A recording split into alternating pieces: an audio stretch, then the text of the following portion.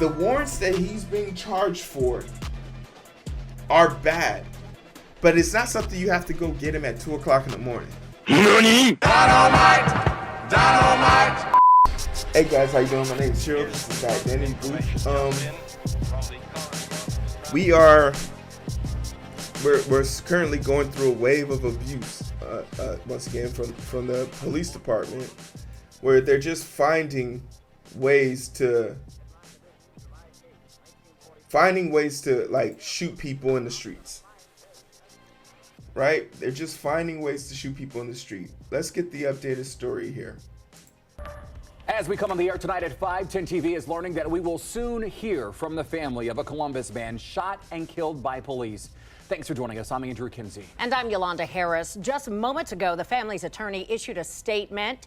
An officer shot and killed Donovan Lewis in the bedroom of a Hilltop apartment Tuesday morning. Police were serving a search warrant and say they repeatedly asked him to come out. Lewis was unarmed, and body camera video shows an officer firing a single shot the moment the doors opened.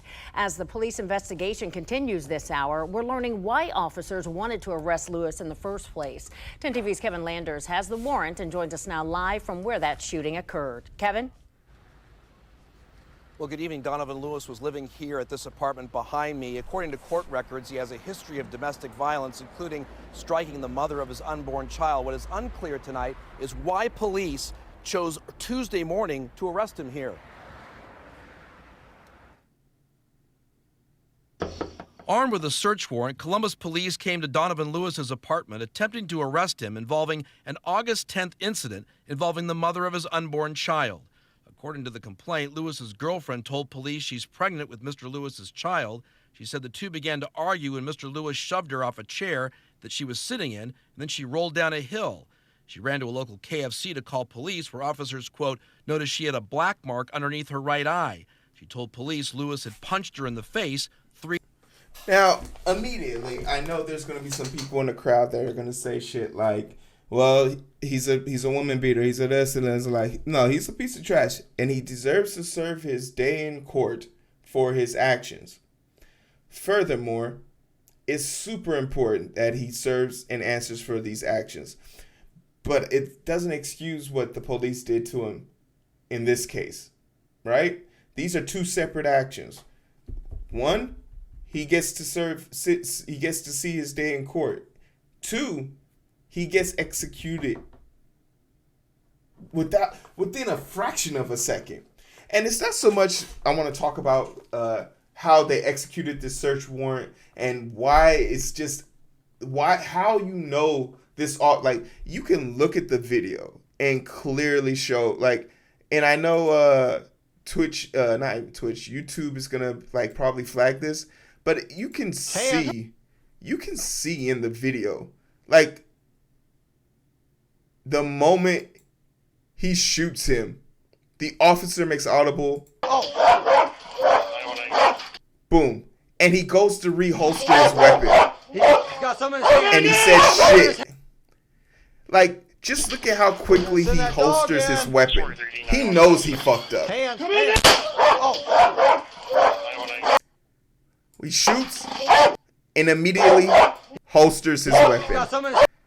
Immediately holsters his weapon. Like, he has his gun drawn the whole time and he doesn't holster. And you want to know what this is? This is just bad practice, because the dog is barking and charping at his hands. His hand is on the trigger finger. Of course something bad is going to happen. There's no way in hell a dog barking and reacting like that, chomping at the bits to go take a bite out of crime, is not affecting your ability to concentrate on not discharging your weapon. And the only other way this could have been proven if he further injured or shot someone else. But the thing that's really disturbing is how they choose to handle his body afterwards. Once again, it's this weird thing where they fucked up here. They shot this man. They're now screaming at him to come out. Put your hands up. Come out. Put your hands up. He's dying. And instead of them to offer some type of CPR, they handcuff him. Right? They handcuff him because he can't be a threat. But then after handcuffing him, as he's bleeding out, that's not enough. That's not enough. They strip him down. They strip him down. He's handcuffed and they strip him down. And then drag his naked body for full display to the people. Like, where's the decency at this point? That's the part that bothered me. It's because they didn't even get, like, we know they didn't care, because this is that whole no knock warrant thing.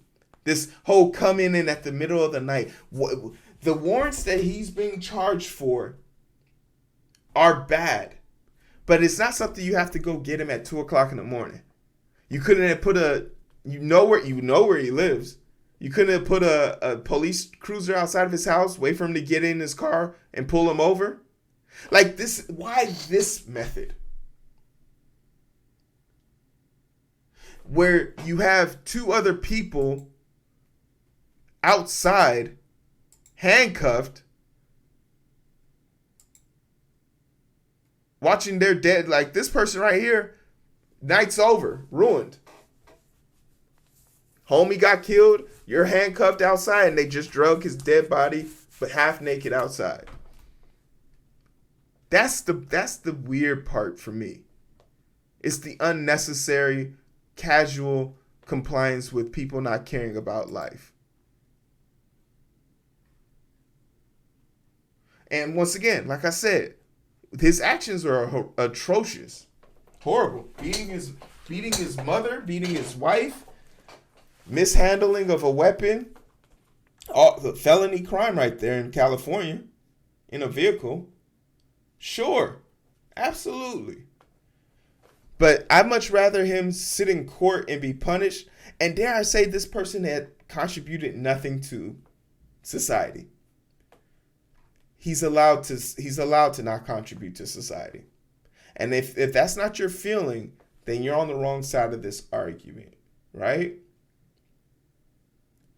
You're on the wrong side of this argument. And this is just two situations, whether I combine these videos or not, where officers are just not comprehending the magnitude of their actions, right?